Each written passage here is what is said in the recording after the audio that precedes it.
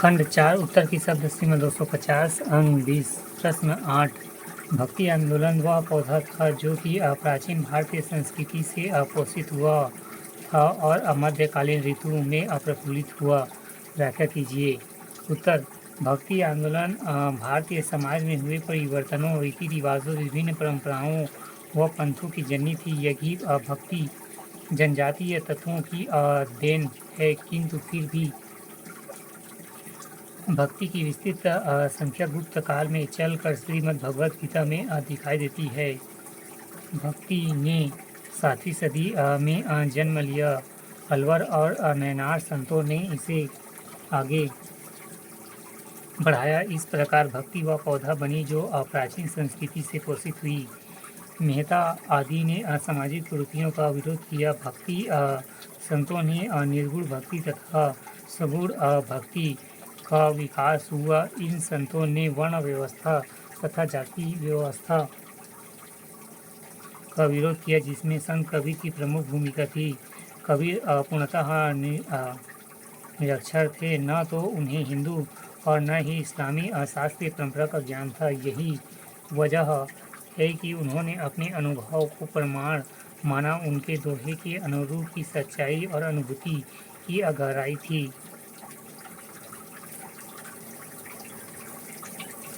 उसी प्रकार मीराबाई की भक्ति रचना में सामाजिक रूढ़ियों के विरुद्ध महिला विद्रोह भी व्यक्त हुआ। साथ ही समकालीन सूफी संतों ने भी भक्ति के माध्यम से तत्कालीन समाज को झकझोर। इस प्रकार प्राचीन संस्कृति से पोषित भक्ति मध्यकालीन ऋतु प्रफुल्लित हुई।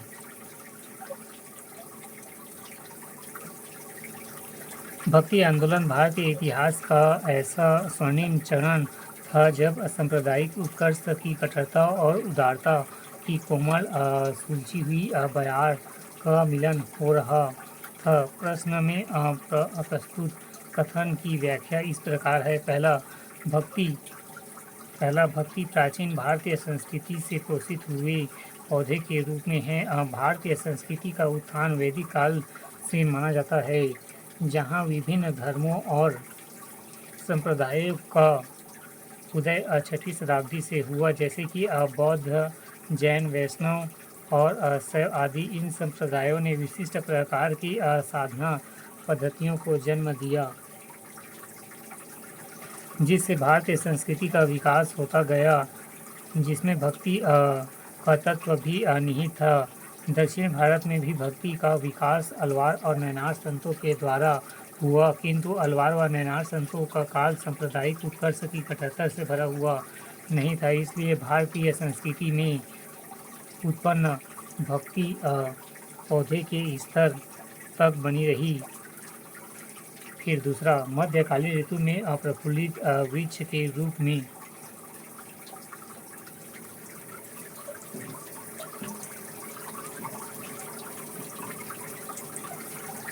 मध्यकाल में सांप्रदायिक कट्टरता और उन्माद ने एक कोमल और समाज सुधार स्वीकार वाले संतों को जन्म दिया, जिन्होंने भक्ति के पौधे को जल और खाद प्रदान किए, जिसमें भक्ति रूपी पौधा वृक्ष के रूप में प्रफुल्लित हुआ। इस काल के संतों में प्रमुख रूप से कबीर, नानक, मीरा, रैदास, नामदेव, चैतन्य महाप्रभु, नरसिंह मेहता आदि थे। इन भक्ति संतों ने भक्ति रूपी पौधों को केवल एक आध्यात्मिक मनोभाव की श्रेणी से निकलकर एक समाज सुधार आंदोलन के रूप में परिणित कर दिया, जिसमें समाज में सांप्रदायिक सौहार्द, सद्भावना और समरसता की सामाजिक समरता की मिसाल स्थापित हुई।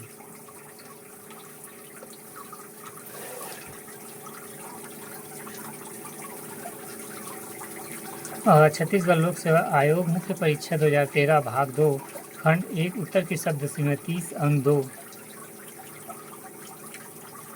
प्रश्न 1, 1857 की क्रांति में बख्श खां का क्या योगदान था? उत्तर, क्रांति के विद्रोह के प्रतीक बहादुर शाह थे, परंतु वास्तविक नियंत्रण या नेतृत्व बख्श खां के हाथों में था। बहादुर शाह ने जल्द ही आत्मसमर्पण कर दिया। बाद में बख्श खां लखनऊ और शाहजहाँपुर की विद्रोह सेना में सम्मानित हो गए। या बख्श बख्त खां 1857 की क्रांति के प्रमुख नेतृत्वकर्ता थे। उन्होंने बहादुर शाह जफर को देशों का सम्राट घोषित किया और विद्रोह के नेतृत्व में विद्रोहियों की दिशा तय की, किंतु अंग्रेज द्वारा दिल्ली में पुनः नियंत्रण ने उन्हें दिल्ली छोड़ने को मजबूर कर दिया। उनका योगदान इतिहास के पन्नों का मोहताज हो गया।